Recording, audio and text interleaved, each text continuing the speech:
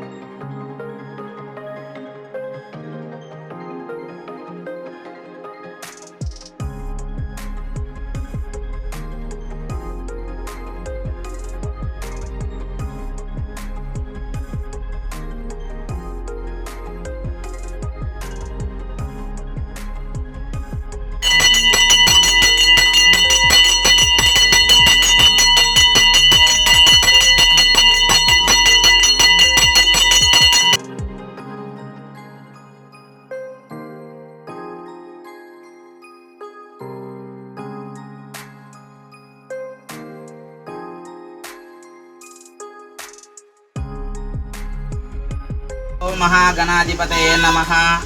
అమ్మవారు స్వయంగా ఉద్భవించిన అమ్మవారు ఎర్రదొడ్డి గంగమ్మ తల్లి. ఇక్కడ అమ్మవారు నిజరూపు కనబడదని భక్తులు కొరకు మా తండ్రి గారు ఇక్కడ అమ్మవారి విగ్రహము ఒకటి ప్రతిష్ఠ చేయడం జరగనేది.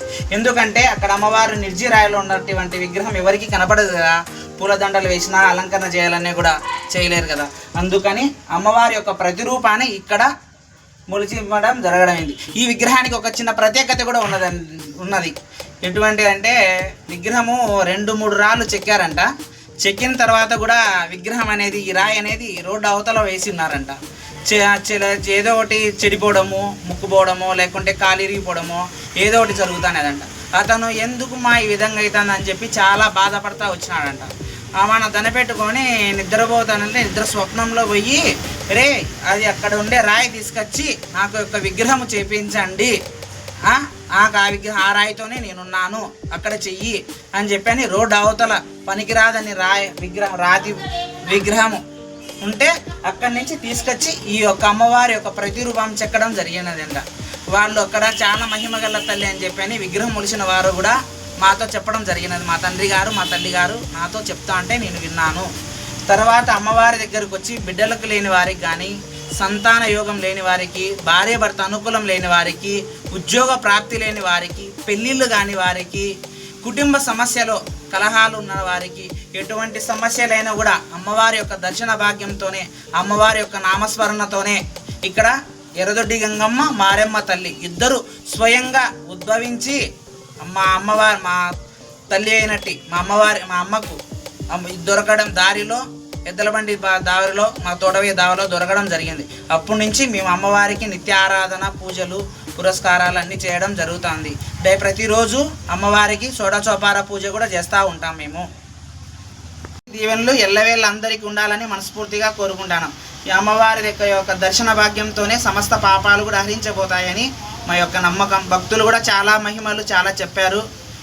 ఇక్కడ ఎర్రదొడ్డి అమ్మవారి విశిష్టత ఏమనగా అమ్మవారికి గుడి గోపురము లేదు. ఇక్కడ అమ్మవారికి చుట్టూ ఎటువంటి వానకు తడుస్తూ ఉండాలి, ఎండకు ఎండుతూ ఉండాలి. అమ్మ యొక్క నిజరూపము సూర్యగ్రహణానికి కానీ చంద్రగ్రహణానికి కానీ ఎక్కడైనా కూడా గుడి వాకిలి ఓపెనింగ్ చేయకోకుండా పూత వేయడం అలాంటివన్నీ జరుగుతూ ఉంటాయి. ఇక్కడ అమ్మవారికి అలాంటిది లేదు.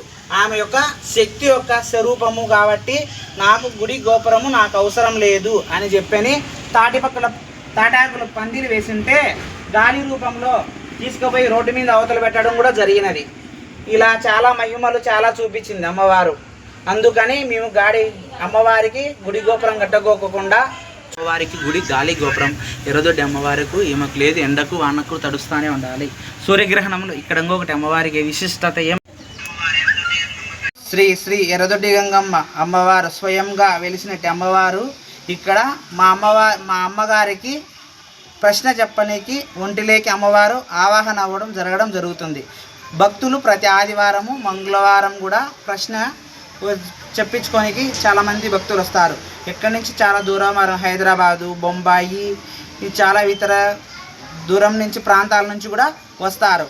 ఇక్కడ అమ్మవారి దగ్గరికి శనివారం ముందు రోజు కూడా వచ్చి ఇక్కడే ఉండి ఆదివారం కూడా ప్రశ్న చేపించుకొని ఉదయమానే బయలుదేరుతారు. బిడ్డ లేని వారికి, సంతాన యోగం లేని వారికి, భార్య భర్తల అనుకూలం పరిస్థితి లేని వారికి, ఇంట్లో సమస్యలు చాలా విధమైనవి ఉన్నవారికి, ఉద్యోగ ప్రాప్తి లేని వారికి, ఇలాంటివి భూత గ్రహ పీడ పిచాచ ఇలాంటివన్నీ కూడా అమ్మ చూసి చూడదగ్గరనే అమ్మ చెప్పగలదు. ఇంకొకటి ఇక్కడ ఏదంటే అందరూ ప్రశ్నకు వస్తానే అమ్మ ప్రశ్నకి ఎందుకు వచ్చారు, ఏ దానికి వచ్చారు చెప్పడం కూడా చెప్పగలగదు అమ్మవారు. మామూలుగా బయట ప్రశ్నలు చెప్పేవాళ్ళు మీరు ఎందుకు వచ్చారు, ఎక్కడొచ్చారు అని చెప్పి అడిగిన తర్వాత ప్రశ్న చెప్తారు. ఇక్కడ అమ్మవారు మీరు ప్రశ్న ఎందుకు వచ్చినది కూడా చెప్పగలదు.